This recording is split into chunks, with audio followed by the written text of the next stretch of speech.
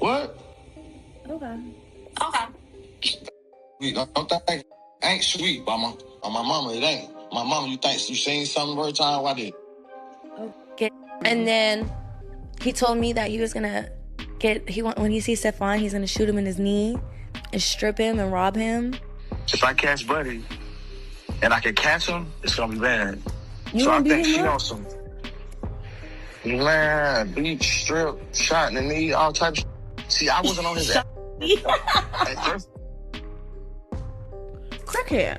Yeah, and He said that Stefon went to the hospital when she gave birth and was only there for a few hours because when they were signing the birth certificate, the nurse told her, like, yeah, because you're legally married, it has to be Offset's name or your name. And so he got mad, like last name. Mm-hmm. And he got mad and abandoned her for like 3 days. That they're not even good, yeah. What? Mm-hmm. That he had only $13 million in his bank account. And so he had, no. It gets worse. He said that he had $13 million in his bank account, but P from whatever label was like ABCDFG, whatever. Yeah, with his QP4C, I don't know. Whatever who QP is. He was like keeping him in the deal and like basically like robbing him for like a lot of his money. Well, you did that when he signed. Yeah, so to get out of his deal, he was like, I tried his ego. I was like, if you got all this money and you so rich, what on me for? And so he was like, okay, bet, like give me $10 million.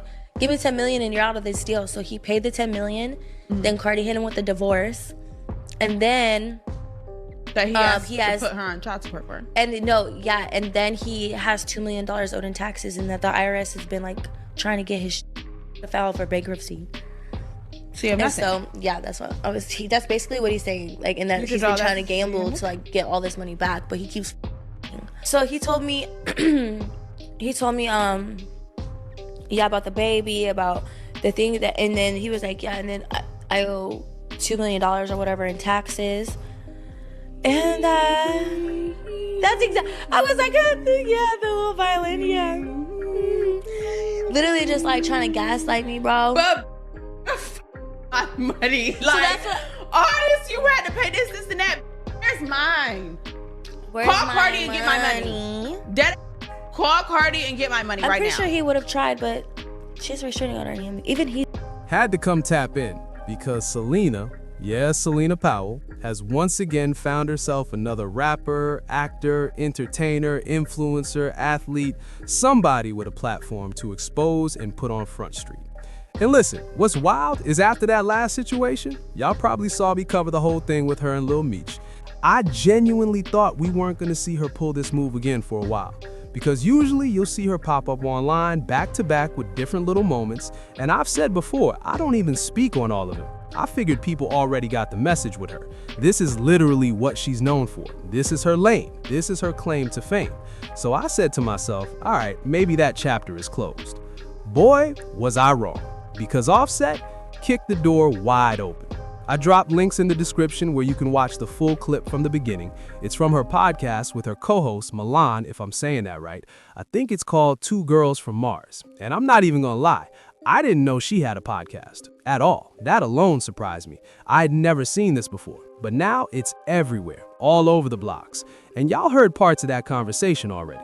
This whole thing started the other day when it hit the timeline. That clip of her in the bed, Offset layup, knocked out, San Norin, and she did exactly what she always does. If this were wrestling, this would be her finishing move. Get you comfortable, get you to sleep, hit record, then take it straight to the internet. Now here's where it turns up. She's claiming Offset owes her $15,000, money she says she used for gambling, and she wants it back. That's her justification for putting all this out there now. And let me say this clearly, we've heard the gambling rumors about Offset before. That's not new, that's been floating around for years, that's been on the internet, so that part isn't shocking. We also know things are shaky right now between him and Cardi B, and Stefon. I don't know what's true, I don't know what's not. Money situations, business deals, all of that is alleged. The stuff with QC, P, all of that, alleged. But what's not alleged, Ihang is on FaceTime with her, and he was in that bed with her. That part is undeniable. So this is where the conversation shifts. This is where we educate. This is where we talk to the younger generation and the people who might need that reminder. Offset is in his 30s. He knows better. I'm pretty sure he's in his 30s. Offset knows he was out of pocket, dead wrong, and he can't blame anybody but himself. We're not here to change Celina. She's gonna do what she does. She's already shown us who she is. We know there's no heart there, no soul there, and honestly, don't even want her to change. I don't care whether she ever changes. My whole thing is this: when people show you exactly who they are in life, it's your responsibility to fall back. And listen to this. Allegedly, if you're wild enough and out of your mind enough to sit down and have personal talks, money talks, real conversations with this woman right here, then you really asked for it, and you're not nearly as sharp as you think. If it really went down like that, somebody had to say it out loud, because clearly the people around you aren't telling you the truth if you're that deep in the game. I'm just keeping it a buck. Now hold up, because it's crazy to me how simple this is. When someone shows you who they are, I'll break it down easy, like you standing on a pier that leads into the ocean and everybody knows that one spot where folks dive off.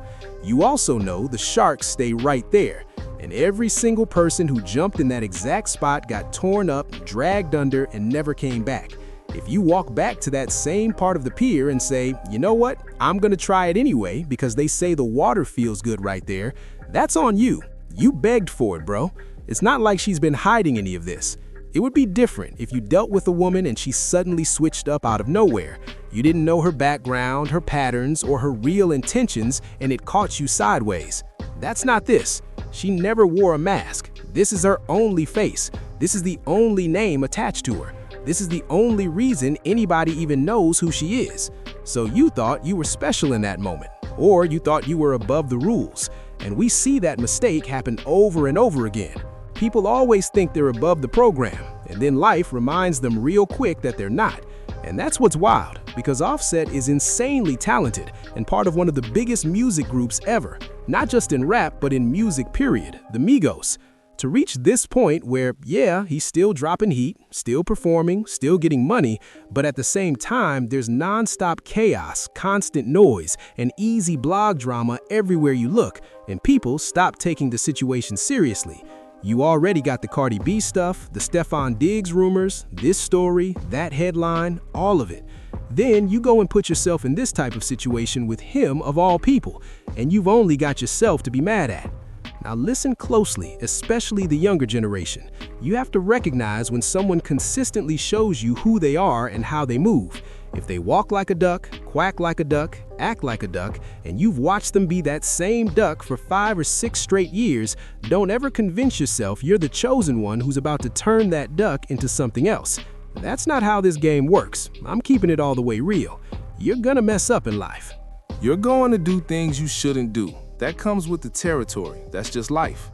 But there should never be a moment when you're grown, you've been shown the warning signs repeatedly, and you still walk straight into getting bitter. That should never happen. I'm just keeping it all the way 100.